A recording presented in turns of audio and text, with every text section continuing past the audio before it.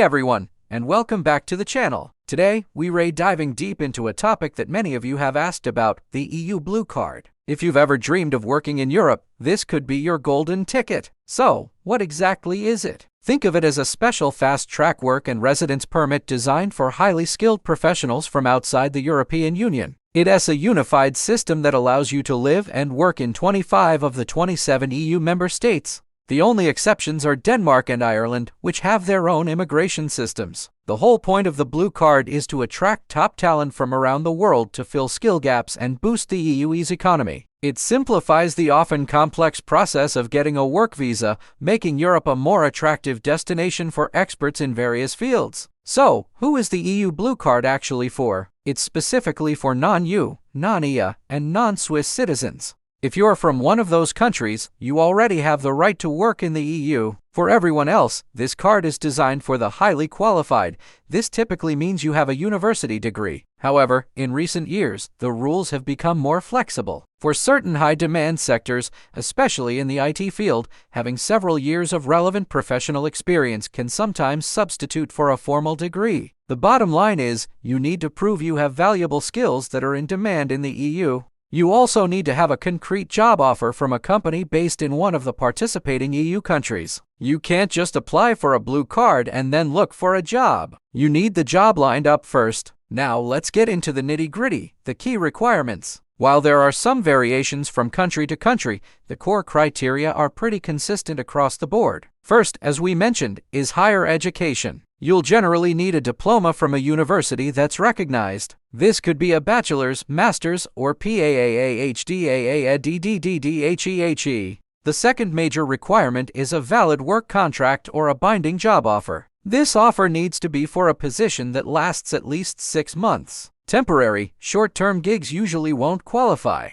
The third and often most crucial requirement is the salary threshold. Your offered salary must meet or exceed a specific level set by each country. This is typically calculated as a multiple of the average gross annual salary in that nation. For example, a country might require your salary to be 1.6 times the national average. This ensures that the blue card is reserved for high-paying, skilled positions. Finally, for some applicants, professional experience can be a key factor. If you're in a field like information and communication technology, you might be able to qualify with at least 3 years of relevant professional experience gained within the last 7 years, even without a formal degree. Always check the specific requirements for the country you're interested in, as they can and do differ. Alright, you meet the requirements, you get the card. What are the actual benefits? This is where the EU Blue Card really shines. First, you get significant socio-economic rights. This means you're treated much like an EU citizen when it comes to working conditions, pay, and access to social security systems like healthcare and unemployment benefits. Your family can also join you. Your spouse and dependent children are usually granted residence permits, allowing them to live and often work in the country as well.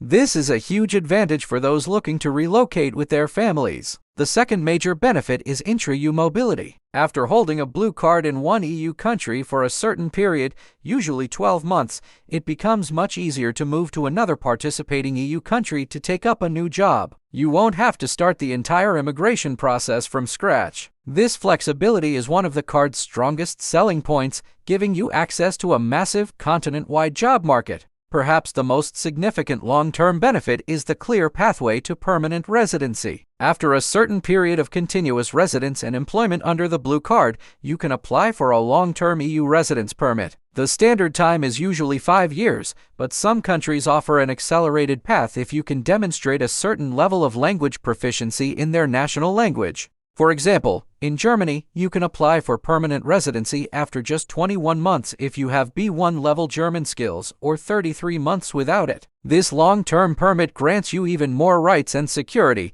and it's a major step towards eventually applying for citizenship in your host country, should you choose to do so. This makes the Blue Card not just a temporary work visa, but a genuine route to building a permanent life in Europe. So, where can you use this amazing card? It's valid in 25 of the 27 EU member states. That includes major economies like Germany, France, Italy, Spain, and the Netherlands, as well as many other fantastic countries. As mentioned earlier, Denmark and Ireland are the only 2 EU countries that do not participate in the Blue Card scheme. They have their own national programs for skilled workers, so if you have a job offer in Dublin or Copenhagen, you'll need to look into their specific visa requirements. But for the vast majority of the EU, the Blue Card is the standardized system. This broad applicability is what makes it so powerful. You aren't just applying to one country's system. You're tapping into a program recognized across almost the entire continent. Let's talk about the application process. How do you actually get one? The process is typically initiated in the country where you plan to work.